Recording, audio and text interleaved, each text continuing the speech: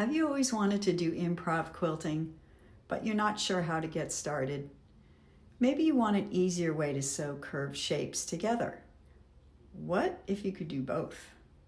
Let me share with you a cool way using tools you probably already have and using invisible applique. Once you learn this way of using invisible applique, you'll have more freedom and more possibilities open to you to create improv art quilts. In this video, you will learn the basics. What settings to use on your machine, what feet, the right tension, the right needles to use. Also, how to choose your fabrics. And the first skill you will need, turning edges and making smooth curves, all without pins.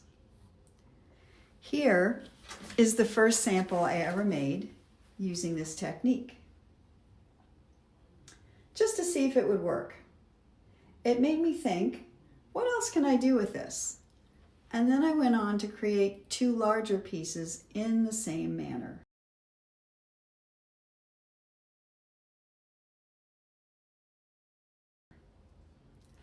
So now I'm going to show you how to get started making a small sample piece like this, improv style, one piece at a time. We'll start with the right tools and tips. Okay, so let's get into it. In this photo on the left, you'll see the spool of monopoly invisible thread made by Superior Threads, the glue stick, the 28mm rotary cutter, a pair of embroidery scissors, and another pair of very sharp snips, and a little screwdriver. So in order to do the invisible stitching, we need that invisible clear thread loaded up on our needle on the top and in our bobbin. The glue stick is going to be for turning under edges and holding them without pins. Obviously, the cutting implements are for cutting, and the little screwdriver is just a tool to help us hold things down, which I'll show you in future videos. The spray starch here on the left is what I mix with about 50% water, so 50-50 mixture, put it into a little spray bottle, and I dilute it because I use a lot and I don't want layers and layers of starch building up on my fabric, but it's very helpful for getting it to lay flat. So these little scissors have a very sharp point and they clip neatly all the way to the edge. And that's really all you need, a fine tip scissors that will clip all the way to the ends. I like to use Superior top stitch needles because they have a longer eye than a normal needle, and it works better with the invisible thread, so I get less breakage with that invisible thread. Also, if you get the titanium coated ones, they last 8 times longer. And I use the size 10 needle for my invisible stitching. I like this little iron, but any small iron will do for small areas to press. Just use it on the dry setting, no steam. And this little glue stick by Sew Line is blue, but it will dry invisibly. And it is the secret to holding our edges under without pins. So I really love it. This is just a great all-around chalk marking tool that doesn't stay on the fabric. It will rub right off, but it's really useful for marking your fabrics.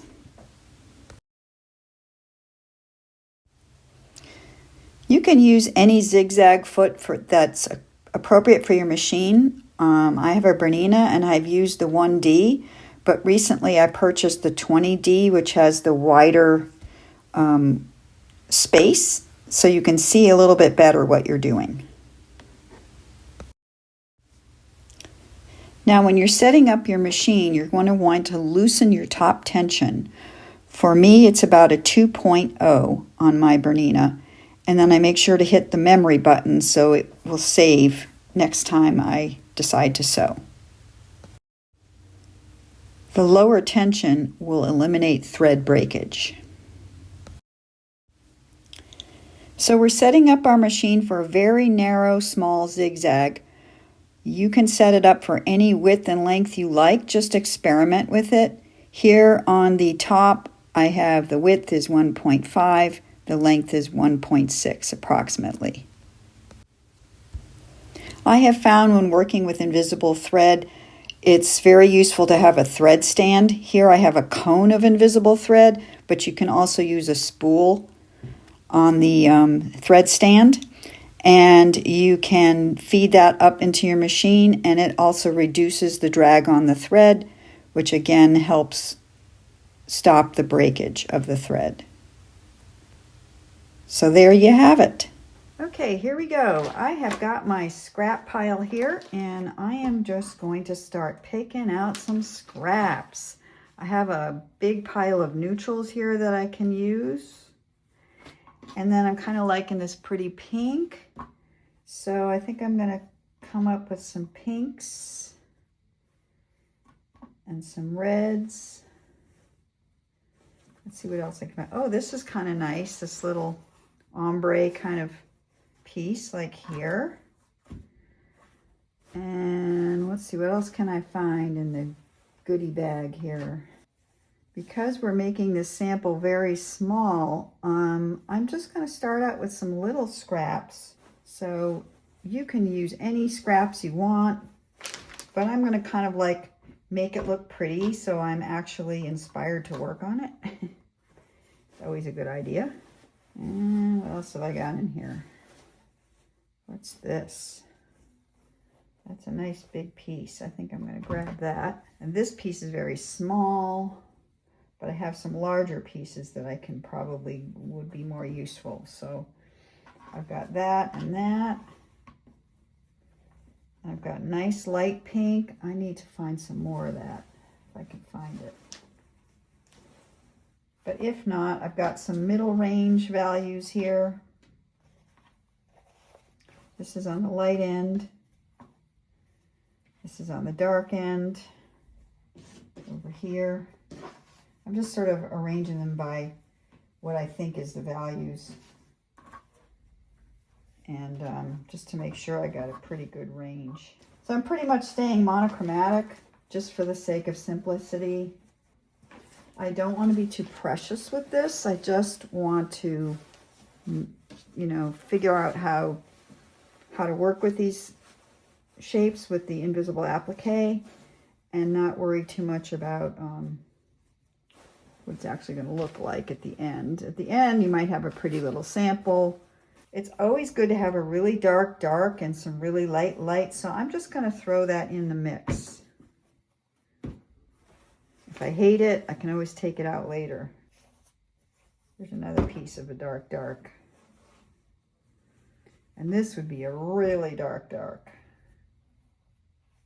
You can see the difference here. So I might throw that in the mix too. I may or may not use all of these. I have no idea, but that's a good place to start. So hope that helps you a little bit. And this is just for our sample. Okay, so I'm going to just start with this little square here. Move that out of the way. And I'm going to make a small shape. So I'm going to use my 28mm rotary cutter for this. And I'm just going to cut like a random shape. Not very sharp.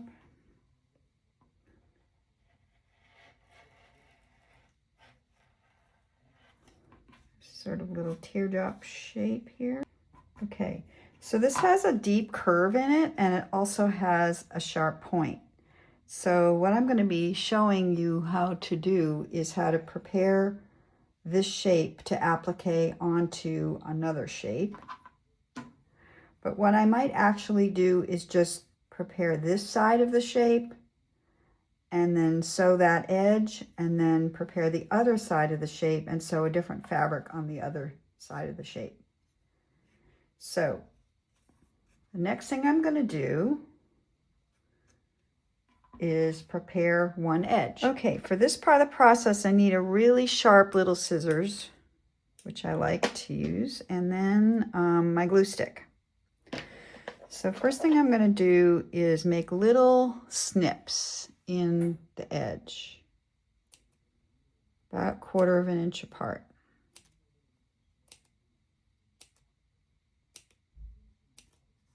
Just all the way along that edge.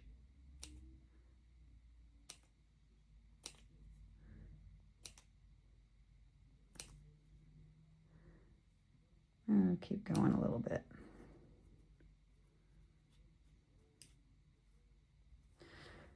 Okay, let's just stop there. Okay, and the next thing I'm going to do, let me zoom down a little bit,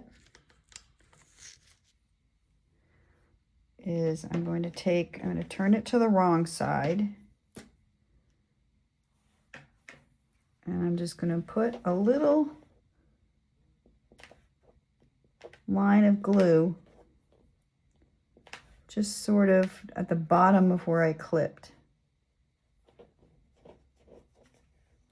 And because the glue stick is blue, you can kind of see where I've done that.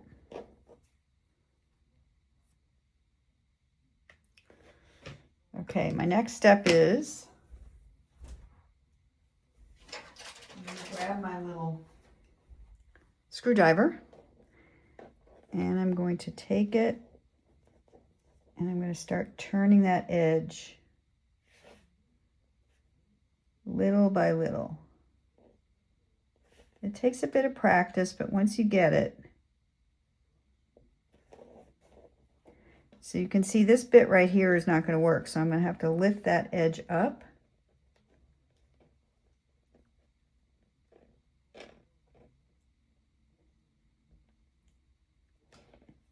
And try to make that curve as smooth as possible. And because I've clipped it, you can overlap some of these edges.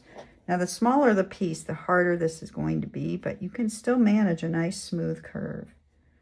Just one little bit at a time.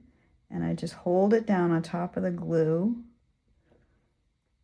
little by little.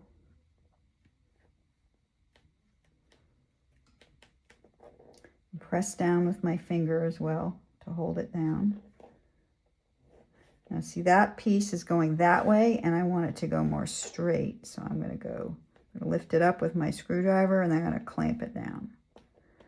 I'm going to lift that piece up with my screwdriver and I'm going to make it behave.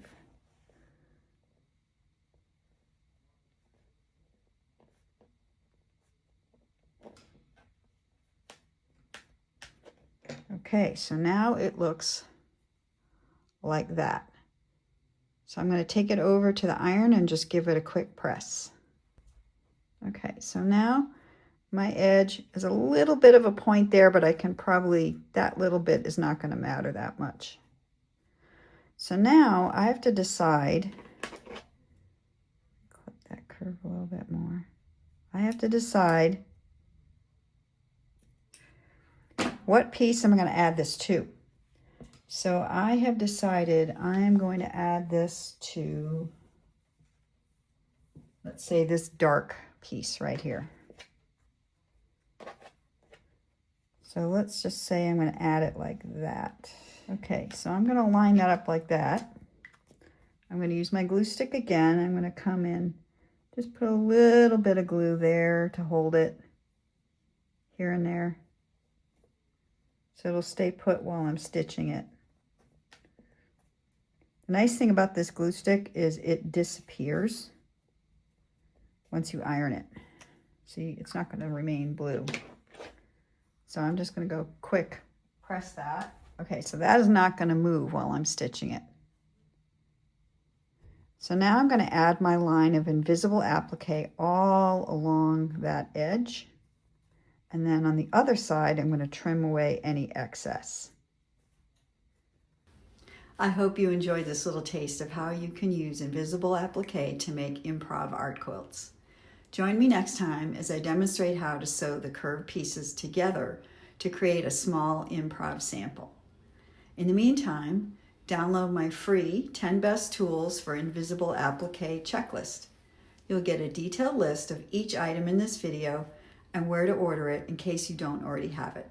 And of course, you'll be subscribed to my monthly blog. Feel free to subscribe to this channel if you like this video, because I have more coming to help you explore the fun you can have with improv quilting using invisible applique.